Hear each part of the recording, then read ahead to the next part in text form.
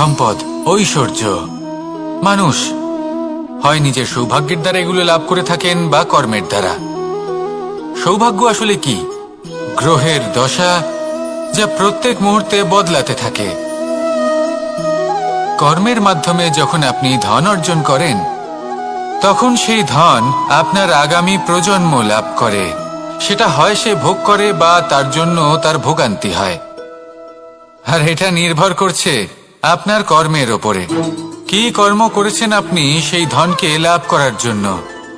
যদি আপনি সৎ পথে চলেন, নিষ্ঠা ভরে আপনি কর্ম করে থাকেন এবং তার ফলে আপনি ধন অর্জন করে থাকেন, তাহলে আপনার আগামী প্রজন্ম সেটা ভোগ করবে, সেটা প্রয়োগ করবে নিজের বিকাশের জন্য। কিন্তু যদি আপনি কুকর্ম করে থাকেন, কোনো রকম ছলনা করে থাকেন এই ধন লাভ করার জন্য, তাহলে 100% আপনার আগামী প্রজন্মকে এর জন্য ভুগতেই হবে। তাহলে আপনি কি চাইবেন? যে আপনার আগামী প্রজন্ম সুখ ভোগ করবে, নাকি আপনার কুকর্মের পরিণাম ভোগ করবে? নির্বাচন আপনারই। আসুন আমার সাথে ভালোবেসে বলুন, রাধা রাধা। লোভ আপনার অন্তরের আরো একটা শত্রু। দেখতে গেলে এটা একটা শব্দ, একটা সংস্কৃত শব্দ। লব ধাতু থেকে উৎপন্ন হয়েছে। এর অর্থ কিছু লাভ করা। কিছু লাভ করা অনুচিত নয়, আরো কিছু লাভ করাও অনুচিত নয়, কিন্তু সব থেকে বেশি আমি লাভ করব। আমি আরো চাই, আরো বেশি চাই, আরো বেশি পেতে চাই। এটাই হলো লোভ। আর এই লোভ যখন গ্রাস করে, তখন আপনি যা পেতে চান, সে ধনই হোক বা মানই হোক, তা অর্জন করার জন্য মানুষ যে কোনো স্তরে পৌঁছে যেতে পারে। যদি মানুষ ধন অর্জন করতে চান, তাহলে তার জন্য তারা অধর্মের পথেও চলতে পারেন। যদি সম্মান অর্জন করতে চান, তাহলে অন্য মানুষকে ছোটও করতে পারেন। শেষ পর্যন্ত আপনার এটা মনে হতে পারে যে যদি একটু অল্পই প্রাপ্ত করতাম, কিন্তু ভালোবেসে প্রাপ্ত করতাম, এই জীবন আরো অনেক বেশি সুখী হতো। লোভ আপনার জীবনে, আপনার মনে কখন যে প্রবেশ করবে সেটা আপনি জানতেও পারবেন না। তাই এটা চিনতে শিখুন আর তৎক্ষণাৎ জীবন থেকে বাইরে ফেলে দিন। যা কিছু লাভ করতে চান তা ভালোবেসে লাভ করুন, আর সেই ভালোবাসার সাথেই বলুন, রাধা রাধা। জীবনে ক্ষমা চাওয়া তাও কিছুটা সহজ, ক্ষমা করতে পারা অত্যন্ত কঠিন। ক্ষমা 2 অক্ষরের এই শব্দ হতে পারে, কিন্তু অত্যন্ত বড় এই শব্দ, অত্যন্ত গুরুত্বপূর্ণ এই শব্দ। কখনো কখনো অন্য কাউকে ক্ষমা করে দেওয়া তাও কিছুটা সহজ কাজ, কিন্তু নিজেকে ক্ষমা করতে পারা অত্যন্ত কঠিন হয়ে দাঁড়ায়। অতীতে যদি আমাদের এমন কোনো ভুল হয় যে কারণে আমরা নিজেকে ক্ষমা করতে পারি না, অনেক সময় এমন কিছু ভুল করে বসি যে বিষয় শুধু আমরাই জানি, কিন্তু আমরা নিজেকে ক্ষমাই করতে পারি না, আর আমাদের বিকাশ সেখানেই স্তব্ধ হয়ে যায়। কারণ যদি আপনি ক্ষমা করতে না শেখেন, নিজেকে ক্ষমা যদি না করতে পারেন, তাহলে তা আপনার জীবনের সব থেকে বড় বাধা হয়ে দাঁড়াবে। সেই জন্য জীবনে অবশ্যই শিখুন যে কিভাবে নিজেকে ক্ষমা করতে হয়, আর শিখুন যে আগের করা ভুল আবার কি করে না করা যেতে পারে। এই মন হালকা হবে আর প্রসন্ন হয়ে বলবে, রাধা রাধা। এই সংসারে যখনই কোনো সমস্যা আসে, তখন আমরা আমাদের সব থেকে বড় সম্বলের কাছে আশ্রয় খুঁজি, তা হলো আমাদের বিশ্বাস। এবার প্রশ্ন হলো এটাই যে এই বিশ্বাস কার উপর করা যেতে পারে? পরিবারের ওপর, বন্ধুর ওপর, নাকি তাদের ওপর বিশ্বাস করা উচিত যাদেরকে আমরা কখনো সঙ্গ দিয়েছি? দেখুন, এই সংসারে বিপদের সম্মুখীন হলে কে আপনাকে সাহায্য করবে সেটা নির্বাচন করা আপনার হাতে নেই। সেটা সেই সকল ব্যক্তির উপর নির্ভরশীল যে তারা আপনাকে সাহায্য করবে নাকি করবে না। অর্থাৎ যখনই কোনো বিপদ আসে, সর্বপ্রথম তার সম্মুখীন আমাদের নিজেকেই হতে হয়, আর তার জন্য প্রস্তুত থাকা প্রয়োজনীয়। সেই শক্তি, সেই সাহস অর্জন করা প্রয়োজনীয়। দেখুন, যখনই অন্ধকার আসে, তখন সবার আগে কে আপনাকে ত্যাগ করে চলে যায়? আপনার নিজেরই ছায়া। এই অন্ধকারের সম্মুখীন হতে হয় অন্তরের প্রদীপের দ্বারা, অন্তরের আত্মা দ্বারা। তবেই আপনি অন্ধকারের ওপর জয়লাভ করতে পারবেন। সেই জন্য যে বিপদই আসুক না কেন নিজেকে তার জন্য প্রস্তুত রাখা উচিত। সেই সাহস নিয়ে আসুন। এমন কোনো বিপদ নেই যা আপনাকে ভেঙে দিতে পারে। আসুন আমার সাথে ভালোবেসে বলুন, রাধা রাধা। মানুষ সবসময় চায় যে তার জীবনে যেন কখনো কোনো সমস্যাই না আসে। সে চায় তার জীবন যেন শুধুমাত্র শান্তি এবং সুখের দ্বারা পূর্ণ থাকে। কিন্তু এই চাহিদা অনুচিত কিছু নয়। আমরা সবাই এটাই চাই যে জীবনে সুখ থাক, শান্তি থাক। কিন্তু এই কথা সবসময় মনে রাখবেন, যে সূর্য উদিত হন সংসারকে প্রকাশমান করেন, দুপুরবেলায় সংসারকে রৌদ্র প্রদান করেন, সন্ধেবেলায় তাকেও অস্ত যেতে হয়। এবার আমাদের জীবন চক্র কিছুটা এরকমই। কোনো কিছুই চিরকাল একরকম থাকে না। কখনো এই নদীকে দেখুন যা বয়ে চলেছে। এই নদী যা বয়ে চলেছে তার পথেও অনেক বিপদ আসে। বড় বড় পাথরের সম্মুখীন হয়ে তাকেও সামনে এগিয়ে যেতে হয়। একটি পুকুর যা চারদিক থেকে ঘেরা, তার জীবনে কিন্তু কোনো সমস্যা নেই। কিন্তু এই সংসারে পুকুরের পুজো করা হয় না, পুজো করা হয় নদীকে। মনে রাখবেন, সমস্যার ঊর্ধ্বে তিনি উঠতে পারেন যিনি সমাধি লাভ করেছেন, যিনি এই সংসারেই নেই। যিনি এই সংসারে আছেন এবং জীবিত আছেন, তার জীবনের সমস্যা হলো শ্বাসবায়ুর মতোই গুরুত্বপূর্ণ। আসুন আমার সাথে ভালোবেসে বলুন, রাধা রাধা। আজ আমি আপনাকে একটা ছোট্ট কাহিনী শোনাবো। একবার আমি, রাধা আর দাদা, আমরা তিনজনে মিলে লুকিয়ে একটা উপবনে গেলাম আম পেড়ে খেতে। অনেক পরিশ্রম করে আমরা ওখানে পৌঁছলাম আর আমরা আশ্চর্যচকিত হয়ে গেলাম এটা দেখে যে এবার তো আম পাকেইনি। এবার দাদা কি করলেন, একটা আম পাড়লেন আর সেটা চাখলেন, আর উনি নিরাশ হয়ে পড়লেন। উনি বললেন যে এটা তো খুবই টক। তারপর রাধা একটা আম পাড়লো আর সেটা চেখে দেখলো, আর রাধা উৎসাহিত হয়ে পড়ল। আমি রাধাকে জিজ্ঞেস করলাম, কি হয়েছে, তুমি এত উৎসাহিত কেন? তখন রাধা বলল যে এবার এত বেশি টক আম হয়েছে যে এগুলো দিয়ে আমরা আচার বানাবো।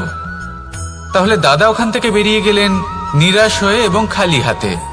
রাধাও ওখান থেকে বেরিয়ে গেল কিন্তু উৎসাহিত হয়ে, আর অনেকগুলো কাঁচা আম সাথে নিয়ে।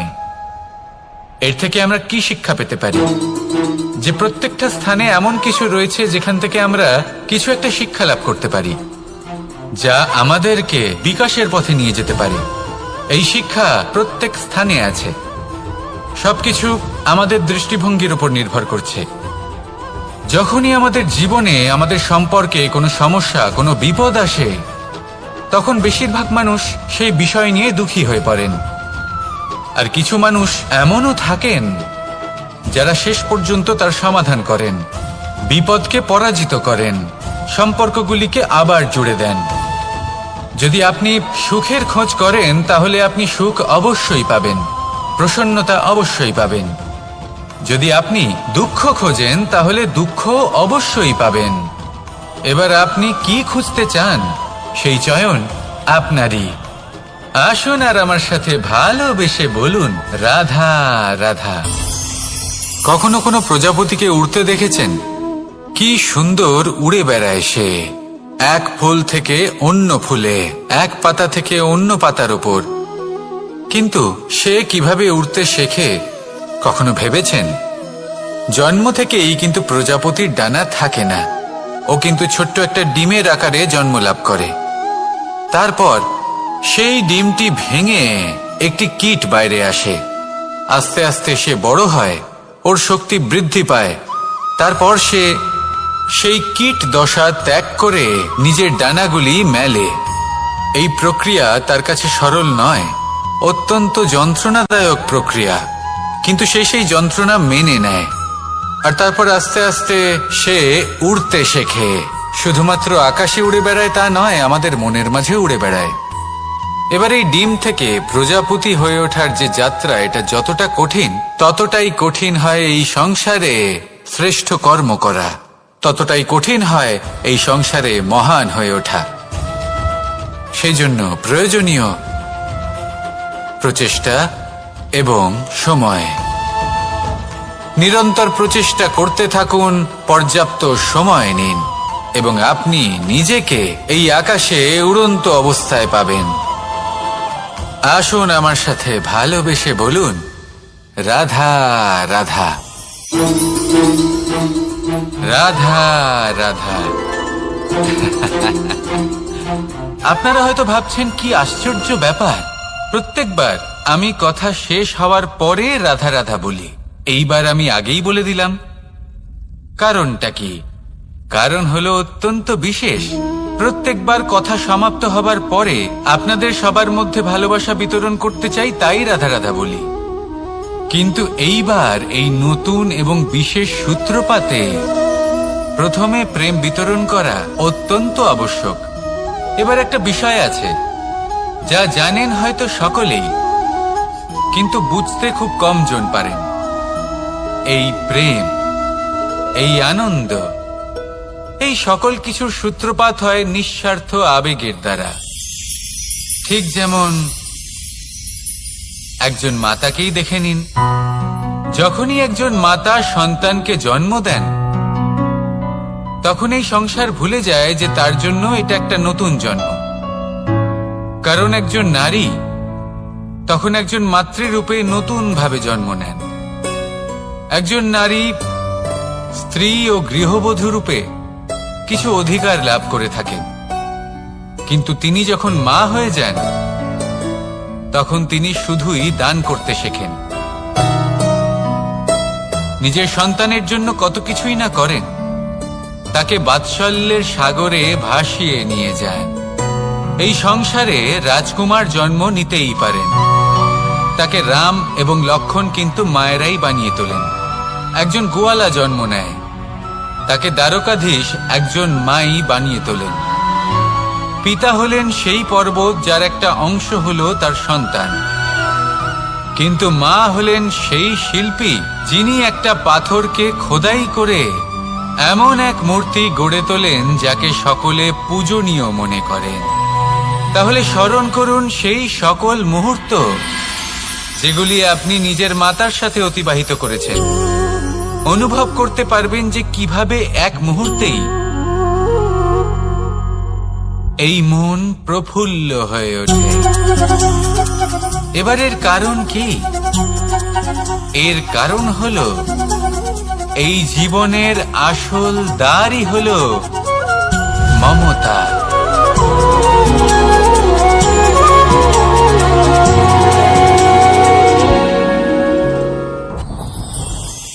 যত শক্তিশালী এই মন, তত শক্তিশালী এই শরীরও।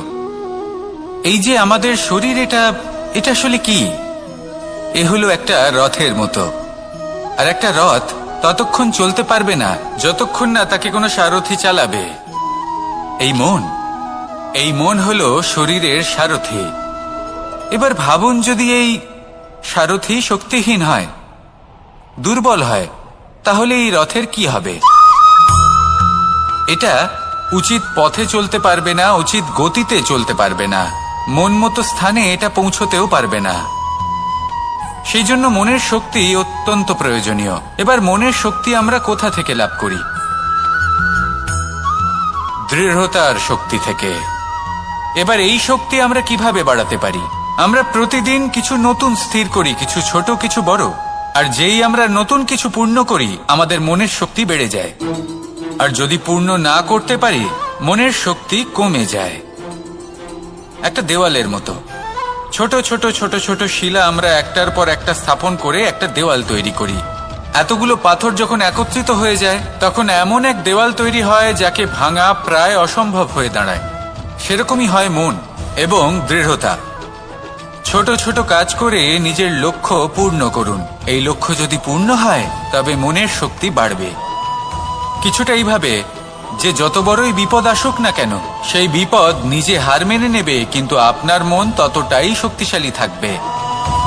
তাই মনের শক্তি বাড়াতে থাকুন, যাতে আপনি উচিত পথে চলতে পারেন, উচিত গতিতে চলেন আর মনোবাঞ্ছিত স্থানে পৌঁছতে পারেন। তবেই এই মন প্রসন্ন হয়ে বলবে, রাধা রাধা। আমি রাধাকে ভালোবাসি, আর এই কথাটা সমগ্র সংসার জানে। আর সময় অন্তরে লীলার দ্বারা, বিভিন্ন ঘটনা দ্বারা, কর্মের দ্বারা আমি নিজের এই ভালোবাসা রাধার সামনে প্রকাশ করি। এবার আপনি বলবেন, এসবের কি প্রয়োজন? রাধা কি এই কথা জানে না যে কৃষ্ণ তাকে কতটা ভালোবাসে? অবশ্যই জানে, কিন্তু এই যে ভালোবাসা, তা মনে রেখে দেওয়ার জন্য নয়, তা প্রকাশ করার জন্য। আর বারংবার এই ভালোবাসাকে প্রকাশ করা উচিত, উচিত সময় এবং উচিত সুযোগ দেখে। কিরকম? এবার যদি আপনি প্রেমীর সাথে কোনো উৎসবে থাকেন, তাহলে তার সাথে নৃত্য সঙ্গীত করুন। যদি ভিড়ের মাঝে থাকেন, তখন প্রেমীকে সম্মান করুন, একান্তে প্রসাধন করুন।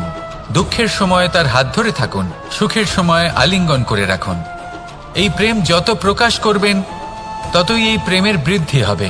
এই প্রেম আরো বেশি গভীর হবে, অটুট হবে।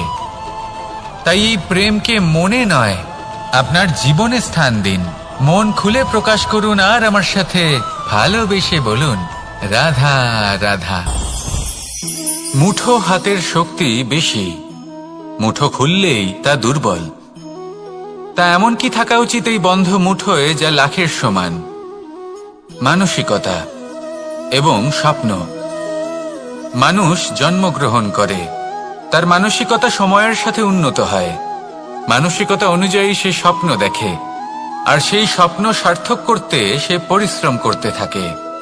কিন্তু খুব গুরুত্বপূর্ণ একটা কথা আছে যা আপনার মনে রাখা উচিত। আপনার এই মানসিকতা, আপনার এই স্বপ্ন, তা যেন আপনার নিয়ন্ত্রণে থাকে। আপনার বন্ধ মুঠোয় যেন এর লাগাম থাকে, আপনি যেন এর প্রভু হন। যদি তা হয়, তবেই আপনি লাভবান হবেন। যদি এরা আপনাকে নিয়ন্ত্রণ করতে থাকে, যদি আপনার মুঠো খুলে যায়, না পথ আপনার নিয়ন্ত্রণে থাকবে, না মানসিকতা থাকবে, না স্বপ্ন নিয়ন্ত্রণে থাকবে। আর যদি তাই হয়, তাহলে আপনি আপনার ভবিষ্যৎ নষ্ট করে ফেলবেন। তাই নিয়ন্ত্রণ করতে শিখুন নিজের বিচার বুদ্ধি, নিজের মানসিকতা, নিজের স্বপ্নকে। নিজের এই স্বপ্ন পূরণ করুন আর আমার সাথে ভালোবেসে বলুন, রাধা রাধা। আমার কাছে যশোদা মা যেমন, আমার কাছে দেবকী মা যেমন, আমার কাছে ঠিক তেমনই হলেন গোমাতা। এবার ভেবে দেখার বিষয় হলো এটা যে এই সংসারে অসংখ্য প্রাণী আছে। একজন গাইকে একজন মায়ের মর্যাদা কেন দেওয়া হয়? তাহলে এর অনেকগুলো কারণ আছে।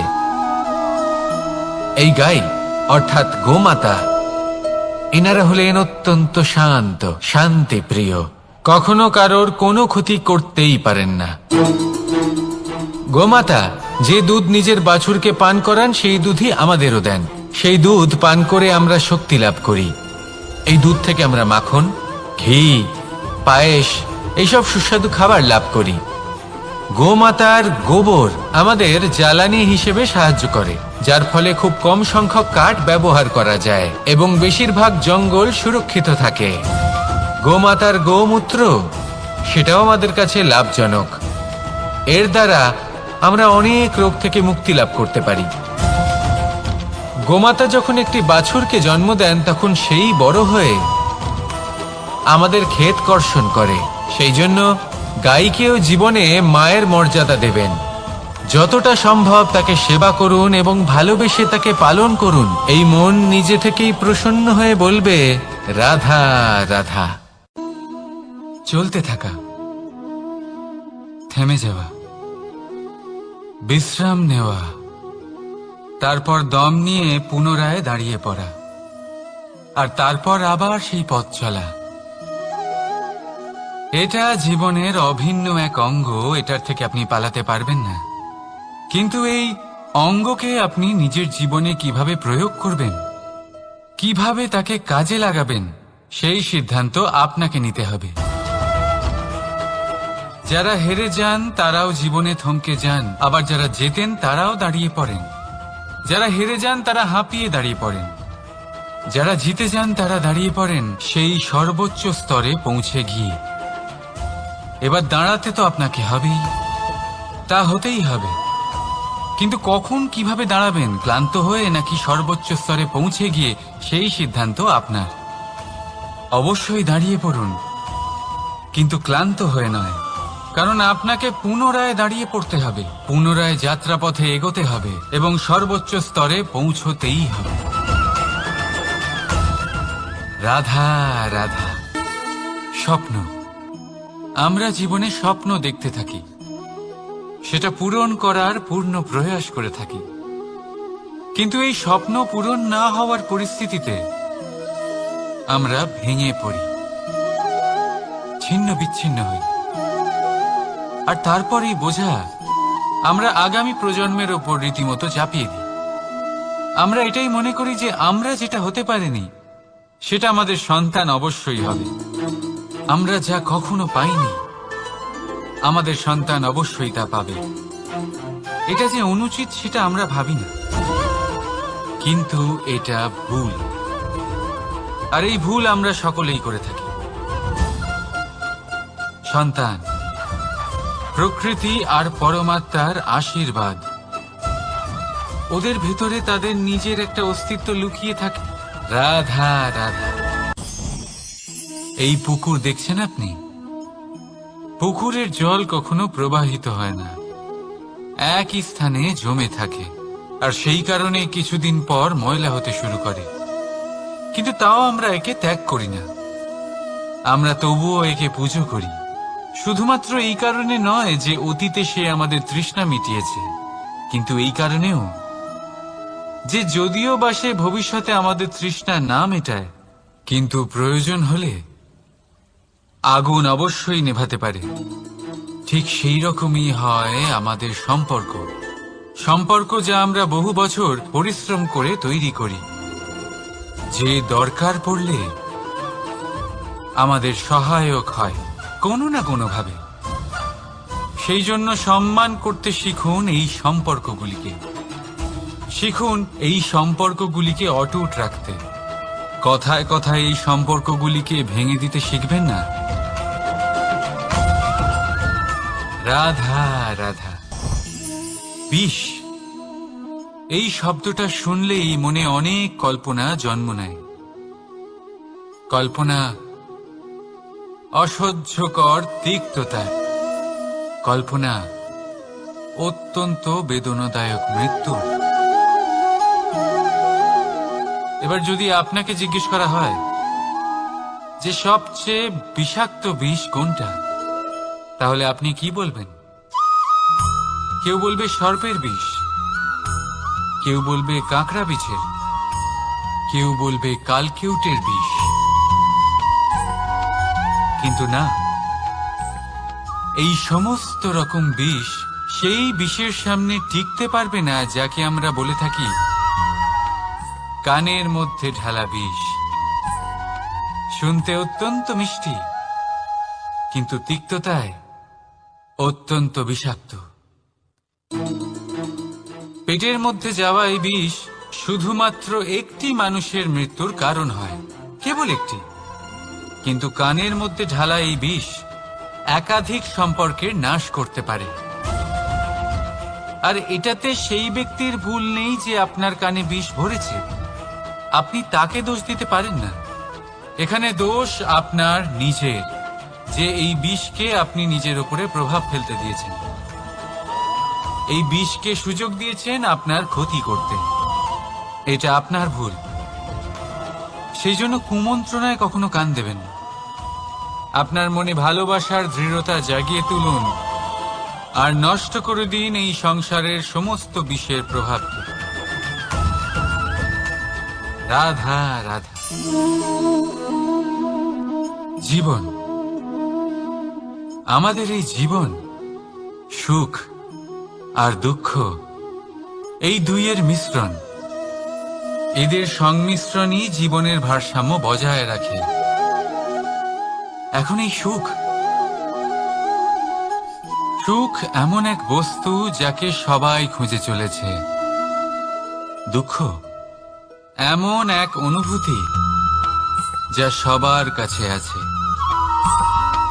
আমাদের প্রত্যেকের জীবনে সুখ আর দুঃখ আসতে থাকবে আর যেতেও থাকবে। এটা অবশ্যই জীবনে থাকবে, কিন্তু সফলতা এটা সবার জীবনে আসে না। কেন? কারণ এই সফলতা সুখ আর দুঃখের দ্বারা প্রাপ্ত হয় না। সফলতা প্রাপ্ত হয় নিজের উপরে বিশ্বাস করতে থাকলে। আকাশের ওই সূর্যকে দেখুন, সূর্যের বিশ্বাস আছে নিজের উপর যে সে সমস্ত জগৎকে আলোকিত করতে পারবে, নিজের প্রথম রশ্মি দিয়ে অন্ধকারকে দূর করতে পারবে। সূর্য এই বিশ্বাস নিয়েই আসে, আর কিছুক্ষণের মধ্যেই সমস্ত সংসার থেকে অন্ধকারকে বিনাশ করে ফেলে সে। তাহলে মনে রাখবেন, এই সুখের আভাস, এই দুঃখের অনুভূতি আসতেও থাকবে আর যেতেও থাকবে। শুধু নিজের উপরে বিশ্বাস রাখুন, তারপর দেখবেন এই সফলতা আপনার দাস হয়ে থাকবে। রাধা রাধা। চাঁদ কত শ্রেয়, শুভ্র, কত সুন্দর, কিন্তু যদি আপনি মনোযোগ সহকারে দেখেন তাহলে দেখবেন এই চাঁদেও দাগ আছে। আর এই দাগগুলি থাকার কারণে কি এই চাঁদের মাহাত্ম্য কখনো কমে যায়? কখনো নয়। এর কারণ হলো চাঁদের নিরন্তর চেষ্টা।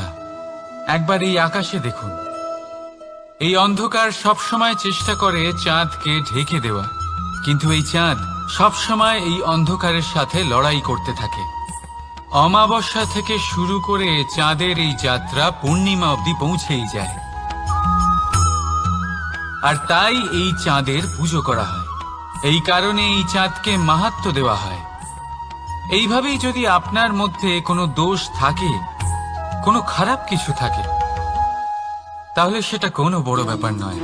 চেষ্টা করুন সেটাকে শুধরে নেওয়ার, কিন্তু সেই কারণে নিজেকে খারাপ মনে করা এটা অনুচিত। নিজের ভুলগুলো, নিজের দোষগুলো, নিজের খারাপ দিকের কথা ভুলে আপনি এই সংসারের ভালোর দিকে প্রস্থান করেই দেখুন না। আপনি দেখবেন আপনার অন্তরের তেজ ঠিকরে বেরোচ্ছে। রাধা রাধা। এই পিঁপড়েদের দেখছেন আপনি? সবাই একই রকমের। এদের মধ্যে তফাৎ খুঁজে বার করা অসম্ভব। মনে হয় যেন ওদের আলাদা আলাদা অস্তিত্বই নেই। কিন্তু যদি আপনি মন দিয়ে দেখেন তাহলে দেখবেন প্রতিটা পিঁপড়ের আলাদা কাজ নির্ধারিত, তাদের আলাদা অস্তিত্ব আছে। কেউ বাড়ি বানানোর জন্য মাটি সংগ্রহ করতে পটু, কেউ ঢিপি বানাতে পটু, কেউ খাবার খোঁজায় পটু, আবার কেউ সেই খাবার আনায় পটু। ঠিক সেরকমই হয় মানুষেরা। মনে হতেই পারে সবাই একই রকম, কিন্তু প্রতিটা মানুষের ব্যক্তিত্ব, প্রতিটা মানুষের অস্তিত্ব ভিন্ন হয়। আর সত্যি কথা বলতে কি, প্রতিটা মানুষের ভিন্নতাই আমাদের প্রগতির দিকে নিয়ে যায়। ভাবুন, যদি আপনাকে কারোর সাথে হাত মিলিয়ে চলতে হয়, তাহলে আপনাকে আপনার সোজা হাত তার উল্টো হাতে ধরে এগোতে হবে। এটাই সৃষ্টিকর্তার সৃষ্টির নিয়ম। ভিন্নতা, এই ভিন্নতাকে আশীর্বাদ ভেবে চলুন, এতে কোনো খারাপ নেই। রাধা রাধা। দাদা আমাকে বহুবার জিজ্ঞেস করেন যে কানাই, তুমি রাধার সাথে এই সংসারকে প্রেম শেখাতে এসেছো, তাহলে কেন তুমি রাধাকে এত বিরক্ত করো? কেন ও তোমাকে বিরক্ত করে? কেন এই ঝগড়াঝাটি হয়? কেন এই টানাপোড়েন চলে? এবার এটার উত্তর আমি কিছুটা এইভাবে দিতে চাই। পিঁপড়ে সেই বাড়িতেই প্রবেশ করে যেখানে মধু উপস্থিত আছে। যদি আপনার বাড়িতে মধু থাকে, কোনো মিষ্টি জিনিস থাকে, মিষ্টত্ব থাকে, তাহলে পিঁপড়ে সেখানে অবশ্যই প্রবেশ করবে। ঠিক এইরকমই হয় আমাদের সম্পর্ক। এর মধ্যে ছোটখাটো ঝগড়াঝাটি, টানাপোড়েন, রাগ করা, মন ভাঙানো, এই সব তো চলতেই থাকে, বিশেষ করে সেই সম্পর্কগুলিতে যেখানে মিষ্টত্ব আছে। মনে রাখবেন, যেই সম্পর্কে কোনো খুনসুটি নেই, রাগ করা, মান ভাঙানো নেই, কোনো ছোটখাটো ঝগড়াঝাঁটি নেই। সেই সম্পর্ক শুধুমাত্র মস্তিষ্ক দিয়ে পালন করা হচ্ছে, মন থেকে নয়। তাই মন থেকে ভালোবাসতে শিখুন। আর এই ছোটখাটো ঝগড়াঝাঁটির, এই অম্ল মধুর খুনসুটির আনন্দ উপভোগ করুন, কারণ এতেও ভালোবাসা আছে। রাধা রাধা। এই পুস্তক বড়ই কাজের জিনিস।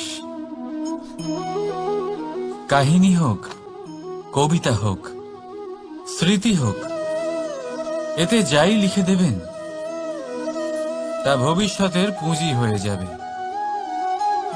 কিন্তু যদি কখনো এমন হয় যে এই পুস্তক ময়লা হয়ে যায়, বা যদি কোনো পাতায় আপনি ভুল করে কালি ফেলে দেন, বা কোনো বাক্য লিখতে গিয়ে আপনি ভুল করে ফেলেন, তাহলে আপনি কি করেন? সেই পুস্তক কি আপনি তুলে ফেলে দেন? না, তাই তো। শুধু একটা পাতা ছিঁড়ে ফেলেন, যাতে সেই পুস্তক সঠিক থাকে, সুন্দর হয়ে ওঠে। এই পুস্তকের মতোই হয় আমাদের সম্পর্ক। তার সেই এক পাতা, একটা ভুল। তাই যে কোনো সম্পর্কে যদি কারোর কোনো ভুল হয়ে গিয়ে থাকে, তাহলে সেই ভুলকে সম্পর্ক থেকে দূরে করা সঠিক হবে। সেই ভুলকে ভুলে যাওয়াই সঠিক হবে। সেই সম্পর্ক ভাঙা নয়, সেই সম্পর্ক সামলে রাখুন। কারণ ভুল তো সবার দ্বারা হয়। যদি এরকম করেন, তবেই জীবনরূপী পুস্তক আরো সুন্দর হয়ে উঠবে। একে অপরকে ক্ষমা করতে শিখুন। একে অপরের ভুলকে ভুলে যেতে শিখুন। তারপর দেখবেন এই জীবনে আরো আনন্দ আসবে, আর এই সম্পর্ক নিঃশ্বাস নিতে থাকবে। রাধা রাধা।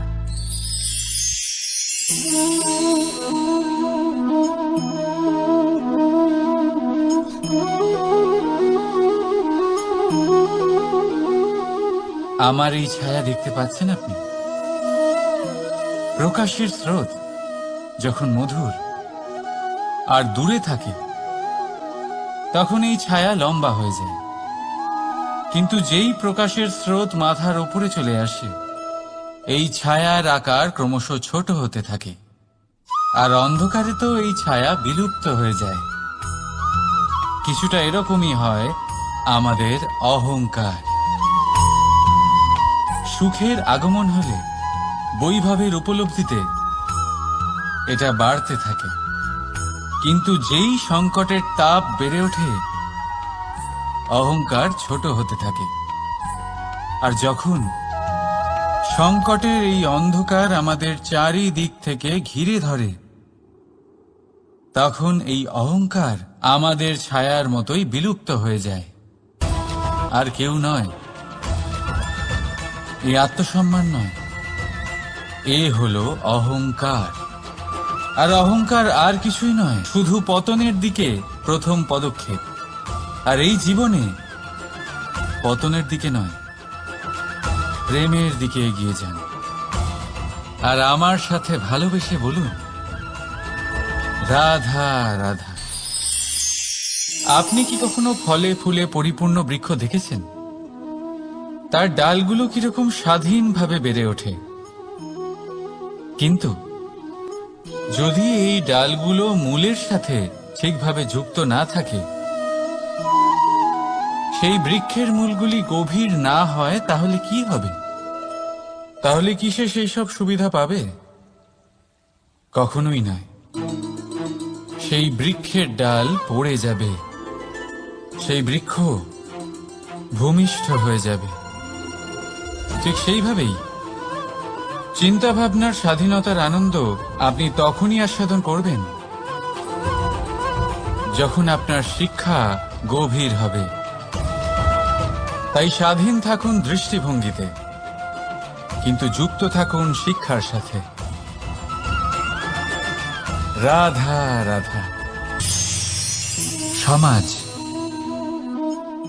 আমরা এই সমাজে বাস করি। আর বহুবার একটা গুরুত্বপূর্ণ কথা ভুলে যাই। এই সমাজ আমরা সকলে মিলে তৈরি করি। সমস্ত সময় কাটিয়ে দিই এইটা ভাবতে ভাবতে যে এই সমাজ কি ভাববে, আমার কি করা উচিত, আমার কি ভাবা উচিত, কি পড়া উচিত, কোনটা সঠিক কোনটা ভুল। যদি আমি এটা করি তাহলে কয়েকজনের এটা মনে হবে না তো যে আমি খারাপ, যখন আমি তা নই। মনে ভয় উৎপন্ন হয় সেই কয়েকজন মানুষের জন্য। তার কারণ হলো আমরা আমাদের মনের কথা শুনতে পাই না, না শুনতে পাই, না বলতে পারি, আর না করতে পারি। সেই কয়েকজন মানুষের ভয় আমরা খারাপের বিরোধিতা করা ছেড়ে দিই। কিন্তু কখনো নিজেকে জিজ্ঞেস করুন, শেষ পর্যন্ত কারা এই কয়েকজন মানুষ? এই সংসারে প্রতিটি মানুষেরই নিজের আলাদা আলাদা ব্যক্তিত্ব আছে, আলাদা দৃষ্টিভঙ্গি আছে। তাই যদি আপনি এটা ভাবেন যে আপনি সবাইকে খুশি করতে পারবেন, তাহলে আপনি ভীষণ বড় ভুল করছেন। জীবনে কর্ম তাই করুন যাতে আপনার অন্তরাত্মা সন্তুষ্ট হয়। আর অন্তরাত্মা সন্তুষ্ট তখনই হবে যখন আপনার কর্ম শুভ হবে। তাই নিজের মনের কথা শুনে এই সংসারে শুভ কর্ম করতে থাকুন, তবেই এই সংসারের কর্মে আপনি সার্থক হবেন। রাধা রাধা। এই পাতাকে দেখুন, কত কোমল, কত শীর্ণ। যদি এর উপরে একটুও জোর খাটান বেঁকে যাবে। পাতা তো এরকমই হয়, একটু জোর খাটালেই তা বেঁকে যায় এদের নমনীয়তার জন্য। কিন্তু ওদের এই নমনীয়তার জন্য ঝড়ে বিপর্যয়ে ওরা ভেঙে পড়ার থেকে বেঁচে যায়।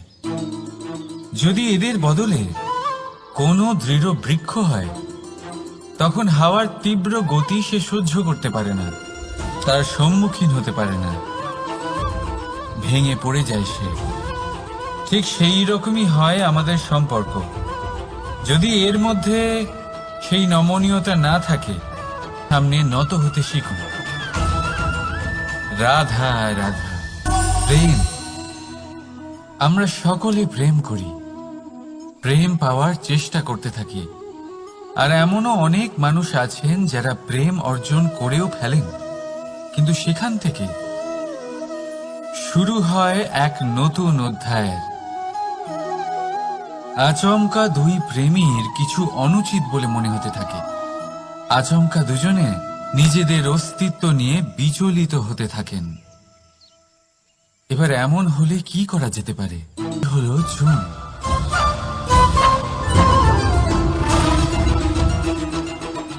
এবার এটাকে দেখুন, যখন চুন আর হলুদকে একসাথে মিলিয়ে দেওয়া হলো, তখন ওরা নিজেদের রং ত্যাগ করে দিয়ে একটা নতুন রং তৈরি করল।